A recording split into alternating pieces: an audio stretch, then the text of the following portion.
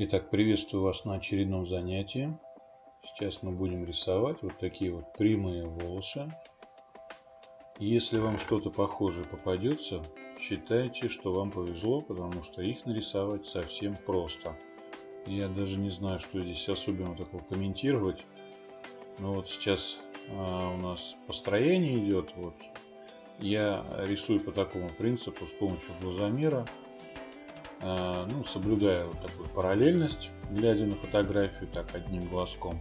А вообще у меня задача сейчас создать вот такую форму вот такого непонятного такого камня, наверное.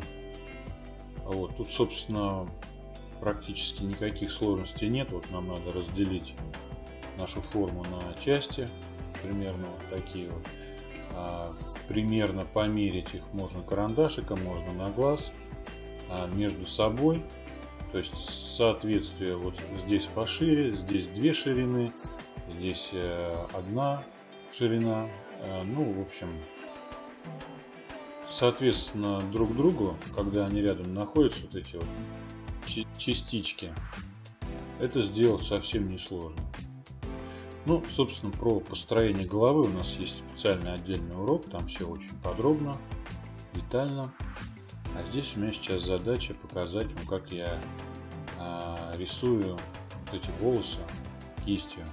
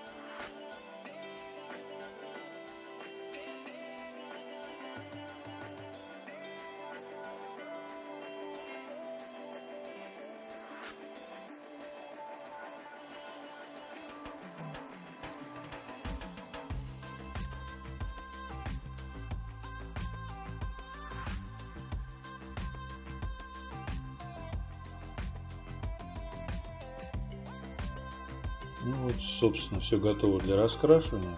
Сейчас все, что мы нарисовали карандашиком, подчеркнем кисточкой вот такой вот. Грубо, без каких-то там точностей. Сейчас это не надо, потому что здесь будет все заштриховываться. Нам главное не потерять вот те главные линии, которые мы обозначили. А потом мы возьмем кисточку побольше и просто будем идти от темного к светлому.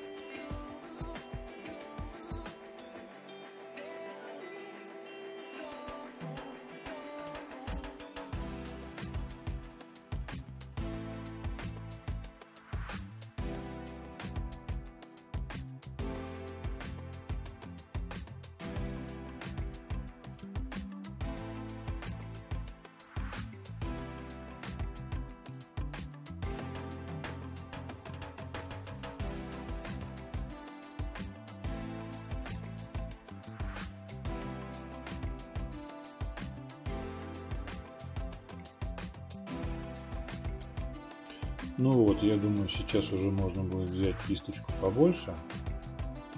Самое главное, нам надо посмотреть и увидеть, где темные места, самые темные места, где самые светлые места и где нечто среднее.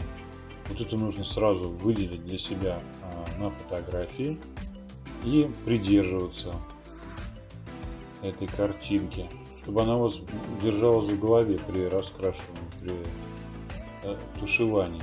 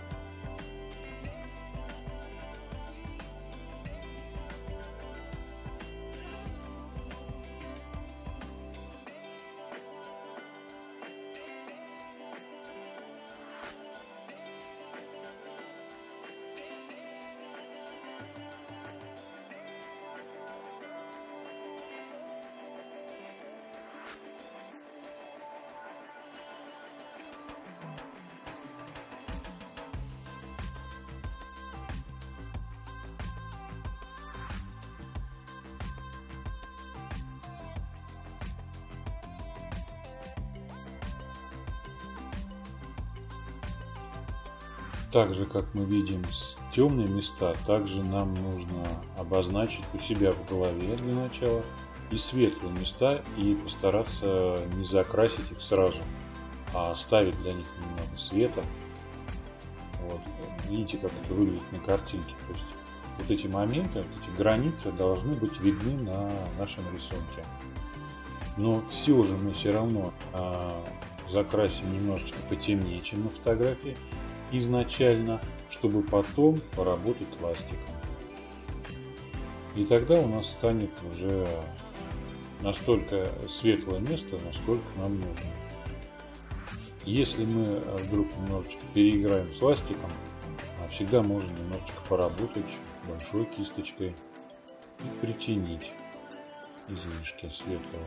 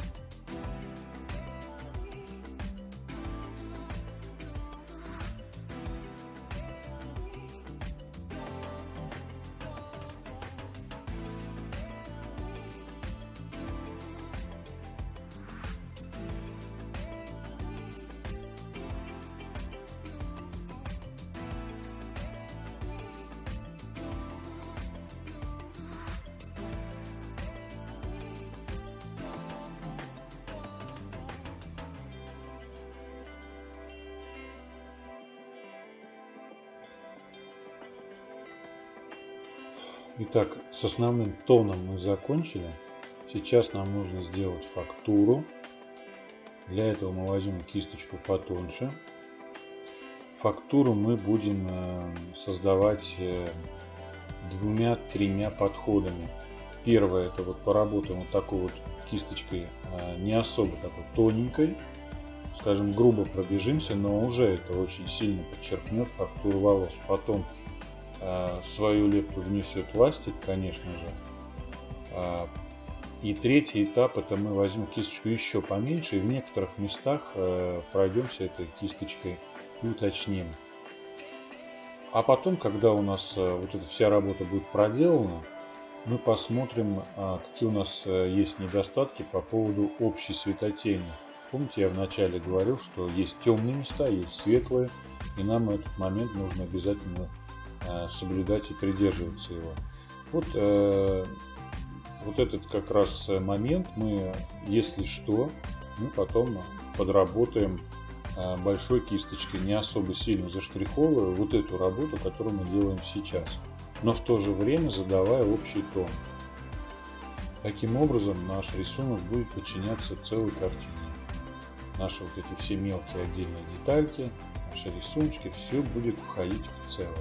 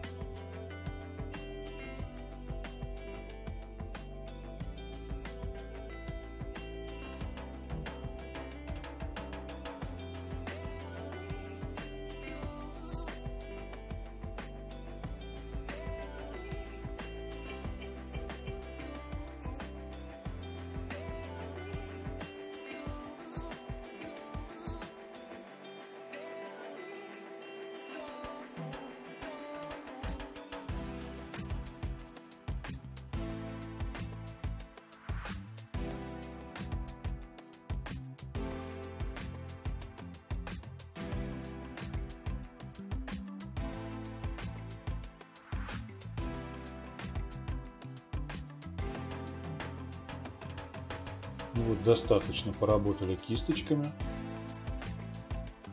И сейчас работаем ластиком. Видите, он высветляет и общий тон, и в то же время задает фактуру. То есть дает нам вот эти вот тоненькие волоски. Здесь нужно работать размашисто, не только кистью руки, а еще и помогать всей рукой. То есть чтобы амплитуда движения у нас была большая, и следы, которые оставляет кисточка, ластик за собой, должны быть длинные. Наши белые полосы не должны иметь стыков. Они должны быть как одна целая ниточка, без всяких там перекрещиваний или там где-то тоньше, где-то толще. Все должно быть одинаково выглядеть. Собственно, как и волосы настоящие на голове. Также у нас должно быть. Вот посмотрите, у нас высветлилось то, что не нужно. Это потом мы устраним большой кисточкой. Проблем с этим никаких нету. Главное сейчас, чтобы ластик оставил свой след. Смотрите, как он прорабатывает фактуру. Не забываем про направление волос.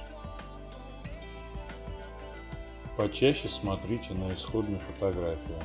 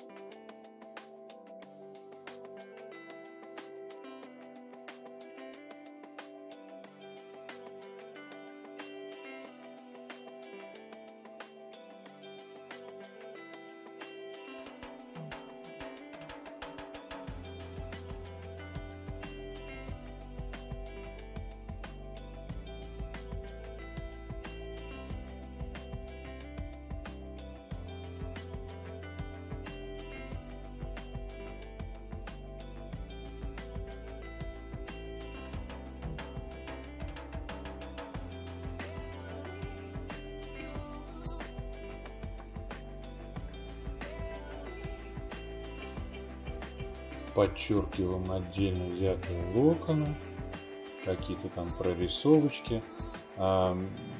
Делим наш рисунок на участки, беремся за какой-то один и прорабатываем его.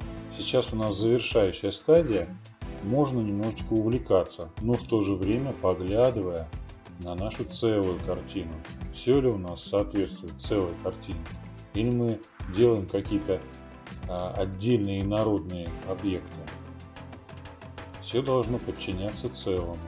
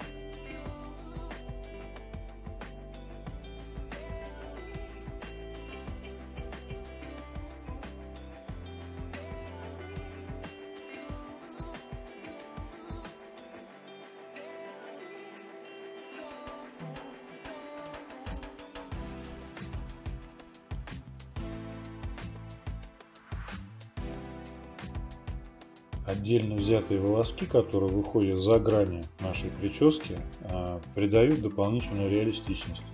Обращайте на них внимание, они частенько есть. Смотрите, как они смотрятся на фотографии.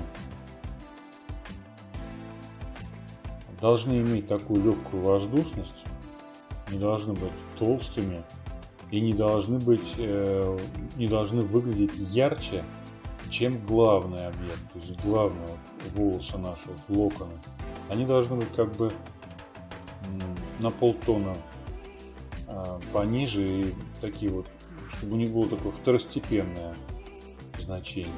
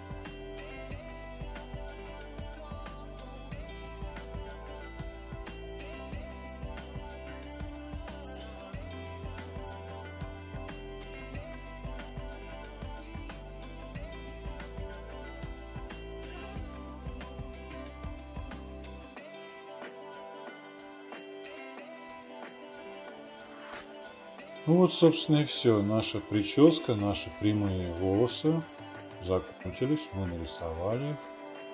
Сейчас вот устраняем какие-то мелкие недочеты. Со светотенью немножечко поработаем. Ну вот и, собственно, все готово. В конце вас ждет фотография. Всем спасибо за внимание. Услышимся в других уроках.